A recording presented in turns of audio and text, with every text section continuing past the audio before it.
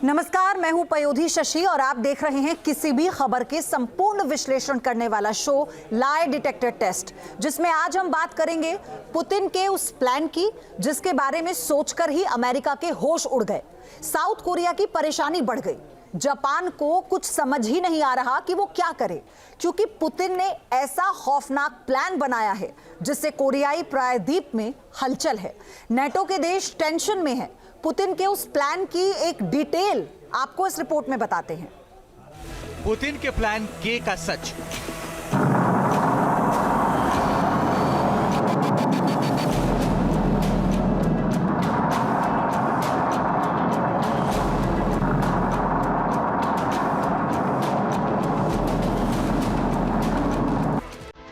सात साल बाद कोरियाई प्रायद्वीप में कुछ ऐसा होने वाला है जिससे अमेरिका की परेशानी बढ़ गई है। नेटो टेंशन में, क्योंकि पुतिन ने ऐसा चक्रव्यूह रचा है जिससे कोरियाई प्रायद्वीप में हड़कंप मचा है, क्योंकि 7 साल बाद फिर से किम के ऊपर परमाणु परीक्षण की सनक सवार है।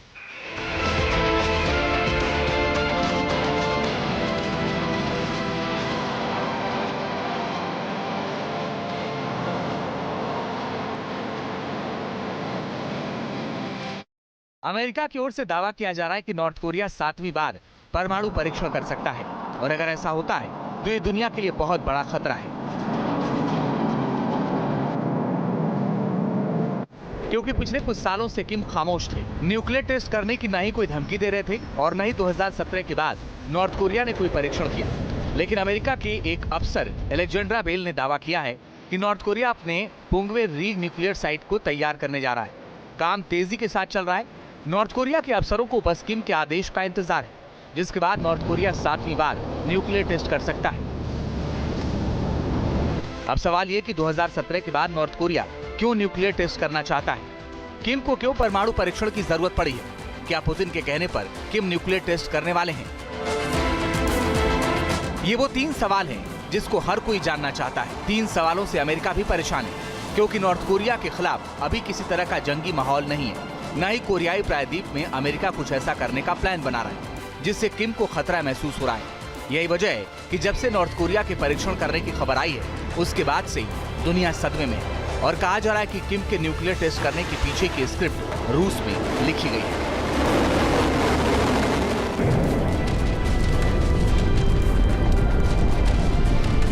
रूस यूक्रेन की जंग जब से चल रही है, तभी से किम और पुतिन की दोस्ती भी बढ़ रही है। दोनों देश एक दूसरे की मदद कर रहे हैं। नॉर्थ कोरिया ने रूस में अपने 10,000 सैनिक भेजे जो कुर्स्क में यूक्रेन के खिलाफ जंग लड़ रहे हैं। इतना ही नहीं, रूस को गोला बारूद और तोफ खाने देकर भी किम लगातार पुतिन की मदद कर रहे हैं, और बदले में पुतिन ने किम को बेशकीमती तोहफा दिया है, मिसाइल डिफेंस सिस्टम दिया है। और अब कहा जा रहा है कि 7वीं बार जो नॉर्थ कोरिया के परमाणु परीक्षण करने की खबर आ रही है, उसके पीछे पुतिन है। पुतिन ने रणनीति के तहत किम से परमाणु परीक्षण करवाना चाहा है। रूस और यूक्रेन के बीच चल रहा युद्ध किम के लिए मानो आपदा में अवसर साबित हुआ। कोरियाई प्रायद्वीप में पिछले कुछ सालों से जिस तरह से अमेरिका नॉर्थ कोरिया की घेराबंदी कर रहा है, उससे किम काफी गुस्से में थे। लिहाजा किम ने पुतिन की ओर दोस्ती का हाथ बढ़ाया, क्योंकि किम को पता है कि यूक्रेन के खिलाफ रूस की मदद से नॉर्थ कोरिया को काफी फायदा होगा, और हो भी रहा है। नॉर्थ कोरिया ने रूस में अपनी सेना भेजी। कुर्स्क में यूक्रेन के खिलाफ किम के 10,000 सैनिक लड़ रहे हैं, और अब रूस ने भी इस दोस्ती को आगे बढ़ाते हुए किम को मिसाइल डिफेंस सिस्टम दिया है। ये दावा किसी और नहीं बल्कि दक्षिण कोरिया के राष्ट्रीय सुरक्षा सलाहकार शिन वोनसिक ने किया है। शिन वोनसिक का कहना है कि उत्तर कोरिया को रूस ने सैनिक के बदले एयर डिफेंस मिसाइलें दी हैं। दावा किया जा रहा है कि रूस प्योंगयांग के एयर डिफेंस सिस्टम को मजबूत कर रहा है। पिछले कुछ महीने से नॉर्थ कोरिया लगातार साउथ कोरिया पर यह इल्जाम लगा रहा है कि उसके यहाँ पर पर्ची गिराई जा रही है। साउथ कोरिया पर्ची गिराकर नॉर्थ कोरिया को भड़काने की कोशिश कर रहा है।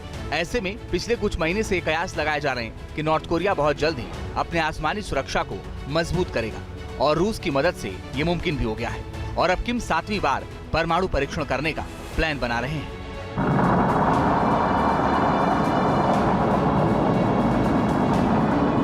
नॉर्थ कोरिया परमाणु संपन्न देश है। नॉर्थ कोरिया ने अपना जो पहला परमाणु परीक्षण है वो काफी लेट किया था, लेकिन एक बार जब उसने न्यूक्लियर टेस्ट किया तो लगातार करने लगा।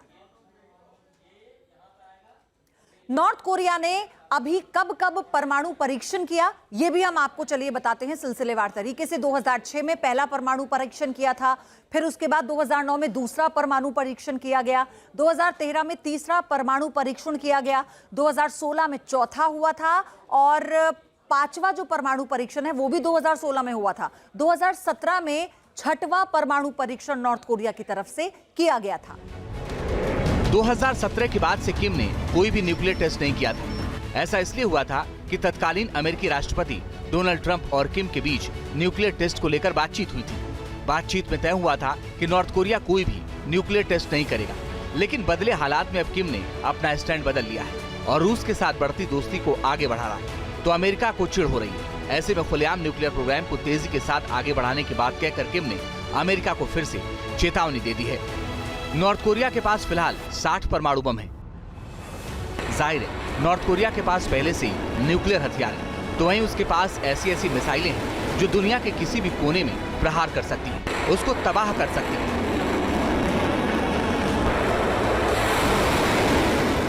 अभी नवंबर के शुरुआती महीने में जब अमेरिका ने साउथ कोरिया और जापान में युद्धाभ्यास किया था, तब नॉर्थ कोरिया ने काउंटर करने के लिए मिसाइल टेस्ट किया। तब दावा किया गया कि नॉर्थ कोरिया ने हवासोंग 19 को टेस्ट किया, जो 7000 किलोमीटर की ऊंचाई तक जा सकती है। उत्तर कोरिया की इस मिसाइल का नाम है हवासोंग 19 आईसीबीएम मिसाइल, जो नॉर्थ कोरिया के द्वारा दागी गई किसी भी अन्य मिसाइल की तुलना में ऊंची उड़ान भरती है और अधिक समय तक हवा में रहती है। उत्तर कोरिया की ओर से दावा किया गया था कि इस मिसाइल के जरिए अमेरिका के ठिकानों को टारगेट किया जा सकता है। इसकी मारक क्षमता अमेरिका तक है। जाहिर है किम की मिसाइलों की पहुंच अमेरिका के हर शहर तक है। ब्रिटेन के शहरों को तो किम की मिसाइलें तबाह कर सकती हैं। जर्मनी के कई शहरों को किम की मिसाइलें बर्बाद कर सकती हैं। आइए अब आपको बताते हैं नॉर्थ कोरिया की कौन कौन सी विध्वंसक मिसाइलें हैं। तो सबसे पहले हवासोंग 18 की बात करते हैं। ये इंटरकॉन्टिनेंटल बैलिस्टिक मिसाइल है। इसके अलावा इसकी जो रेंज है वो 15,000 किलोमीटर की बताई जाती है और अमेरिका तक मार करने में ये सक्षम है। इसके अलावा इसका जो वॉरहेड है वो 3000 से 4000 किलोग्राम का बताया जाता है। एक साथ कई न्यूक्लियर वॉरहेड ले जाने में ये सक्षम है। हवासोंग 18 की बात मैं कर रही थी, अब आपको 17 के बारे में बताते हैं। इसकी रेंज है 15,000 किलोमीटर और इसकी जो लिक्विड फ्यूल वाली इंटर कॉन्टिनेंटल बैलिस्टिक मिसाइल इसे कहा जाता है। इसकी खासियत है अमेरिका तक ये भी मार करने में सक्षम है। और इसके अलावा हवासोंग 15 पर आते हैं। इसकी रेंज है 13,000 किलोमीटर और इसके अलावा जो खासियत है इसका वॉरहेड है 1000 किलोग्राम का। और आगे देखते हैं न्यूक्लियर विस्फोटक ले जाने में ये सक्षम है, ये इसकी खासियत है। इसकी रेंज है 1000 से 1500 किलोमीटर। ये आपको बता रहे हैं ये है नोडोंग 1 मिसाइल की रेंज, जिसकी रेंज 1000 से 1500 किलोमीटर बताई मैंने आपको और मीडियम रेंज बैलिस्टिक मिसाइल इसे कहा जाता है। इसके अलावा इसका जो वॉरहेड है वो 1200 किलोग्राम का वॉरहेड बताया गया। अब मुसुडन मिसाइल की बात हम करते हैं। ये है इंटरमीडिएट रेंज बैलिस्टिक मिसाइल। इसके अलावा इसकी खासियत, इसकी जो रेंज है वो 3000 से 4000 किलोमीटर बताई जाती है। वॉरहेड इसका है 650 से 1250 किलोग्राम का। और आगे देखते हैं और क्या खासियत है इसके बेड़े में। तो फिलहाल ये जो मिसाइलें हैं ना किम जोंग की, जिनको लेकर ये अमेरिका तक को डरा रहा है। किम और पुतिन की बढ़ती नजदीकियों से कोरियाई प्रायद्वीप से लेकर यूरोप तक परेशान है। अमेरिका भी टेंशन में है, नेटो भी घबराया हुआ है। सोचिए पुतिन के ऊपर किम को इतना भरोसा है कि उनके सैनिक करीब 71 साल बाद किसी जंग में सीधे तौर पर शामिल हुए। 1953 के कोरिया युद्ध विराम के समझौते के बाद नॉर्थ कोरिया के सैनिक कोई भी युद्ध नहीं लड़े थे, लेकिन पुतिन के लिए जंगी मैदान में किम के लड़ाके कूदे हैं। तो फायदा केवल किम को ही नहीं हो रहा है, बल्कि रूस को भी फायदा नॉर्थ कोरिया की दोस्ती से हो रहा है। नॉर्थ कोरिया और साउथ कोरिया चाहे कुछ भी कर लो, एक तरीके से जारी दुश्मन हैं। इसी का फायदा पुतिन एक्चुअली उठा रहे हैं और कोरिया को, नॉर्थ कोरिया को हथियार दे के यूक्रेन से अमेरिका का जो फोकस है उसको हटा रहे हैं। अमेरिका साउथ कोरिया, जापान और ताइवान को नहीं छोड़ सकता, क्योंकि अगर यहाँ पे अमेरिका का इन्फ्लुएंस खत्म हुआ तो चाइनीज इन्फ्लुएंस आ जाएगा। पुतिन किम का गठजोड़ होगा भयंकर विस्फोट। यूक्रेन के खिलाफ जंग में जब रूस के खिलाफ नेटो एक्टिव हुआ, यूक्रेन को विध्वंसक हथियारों की सप्लाई नेटो के देशों की ओर से की जाने लगी, तो रूस ने भी नॉर्थ कोरिया और ईरान जैसे देशों से मदद मांगी। ईरान ने रूस को कामिकाजे ड्रोन दिया है, तो नॉर्थ कोरिया खुलकर रूस के सपोर्ट में खड़ा हो गया है।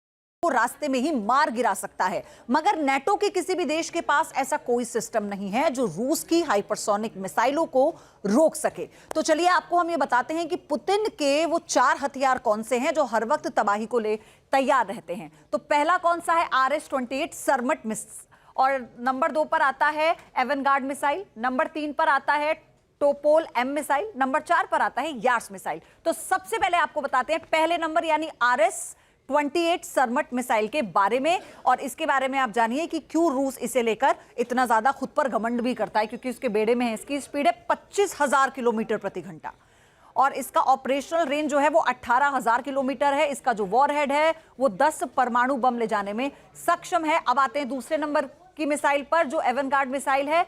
एवनगार्ड मिसाइल क्या है, इसकी खासियत आपको जाननी चाहिए। ये 4 बहुत बड़े हथियार हैं पुतिन के बेड़े में, जिसको लेकर वो हमेशा अपने दुश्मन देशों को डराता रहता है। इसकी स्पीड है 33,076 किलोमीटर प्रति घंटा। आप समझ रहे हैं इसकी स्पीड का? देखिए ऑपरेशनल रेंज है इसकी 6,000 किलोमीटर की, और आगे बढ़ते हुए इसका वॉरहेड है 6 परमाणु बम। और अब आते हैं तीसरे नंबर की मिसाइल पे, Topol M missile. Topol M missile की खासियत भी जल्दी मैं आपको बता दूं। इसकी जो स्पीड है वो 24,696 किलोमीटर प्रति घंटा है। तो आप देख रहे हैं कोई भी 25 से नीचे नहीं है। ऑपरेशनल रेंज है इसकी 10,000 किलोमीटर की। इसके अलावा इसका जो वॉरहेड है ये बस 1 परमाणु बम ले जाने में सक्षम है। चौथे नंबर की यार्स मिसाइल की बात करते हैं। इसकी खासियत भी आप जानिए। रूस का चौथा बड़ा हथियार है, 33,300 किलोमीटर प्रति घंटे की इसकी स्पीड है। ऑपरेशनल रेंज है इसकी 12,000 किलोमीटर की, और वॉरहेड जो है वो 6 परमाणु बम ले जाने में सक्षम है। परमाणु बम का जो वॉरहेड है वो सिर्फ यार्स मिसाइल के पास है।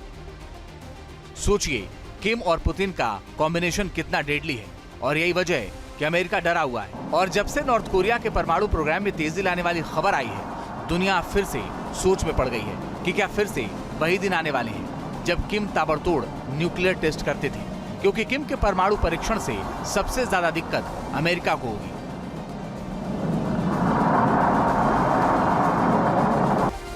क्योंकि अमेरिका कोरियाई प्रायद्वीप में साउथ कोरिया का सुरक्षा पिलर बना हुआ है। ऐसे में सवाल ये कि क्या फिर से अमेरिका और नॉर्थ कोरिया में सीधे तौर पर तनातनी शुरू होगी। Team news nation. News nation अब व्हाट्सएप पर खबरों के ताजा अपडेट के लिए न्यूज नेशन के इस QR कोड को स्कैन करें।